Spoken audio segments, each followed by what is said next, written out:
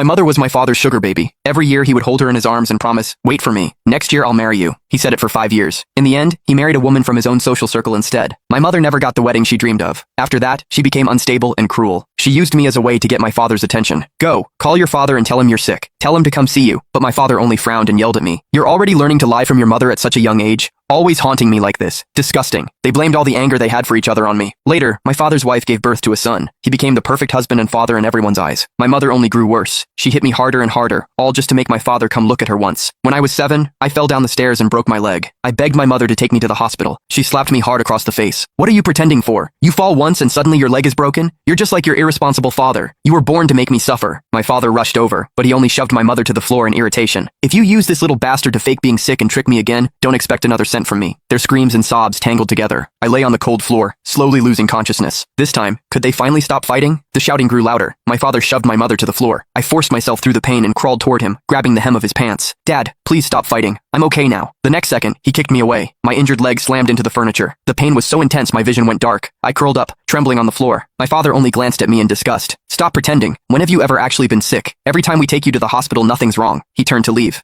My mother grabbed him with both hands. "What is that supposed to mean? He's your son too. You're really going to walk away and leave him?" My father yanked himself free. "You've taught this kid to do nothing but lie. He's exactly like you. Disgusting." My mother froze, a wild look flickering in her eyes. "Exactly like me? Weren't you the one who lied first? You kept saying you were going to marry me. If you hadn't promised me that, I never would have given birth to this child. Since you don't care about him, I won't either." My father shook his head indifferently. "Fine by me. I don't want him anyway." My heart clenched. Dragging my leg, I crawled back to him. "Dad, please want me. I'll be good. I don't eat much. I won't cause any trouble." For once, my father looked down at me. Maybe I looked too pitiful, or too much like him. For a moment, a trace of pity flickered in his eyes. He rubbed my head. "Don't learn from your mother anymore, but I have to go home and cook something nice for your little brother today. I can't stay with you." Before I could speak, he left. My mother collapsed on the floor, sobbing. When she finally stood up, she looked at me once, and walked away without hesitation. "Since even you can't make your father stay, you're useless to me too," she muttered. My instinct to survive made me want to grab her, but seeing her walk away without looking back, I lowered my hand in despair. The pain in my leg grew worse, tears streaming down my face, blurring my mind until I lost consciousness. "It hurt so much, Dad. I really wasn't lying to you." Slowly, the pain vanished. I tried to move my leg. To my shock, it actually moved.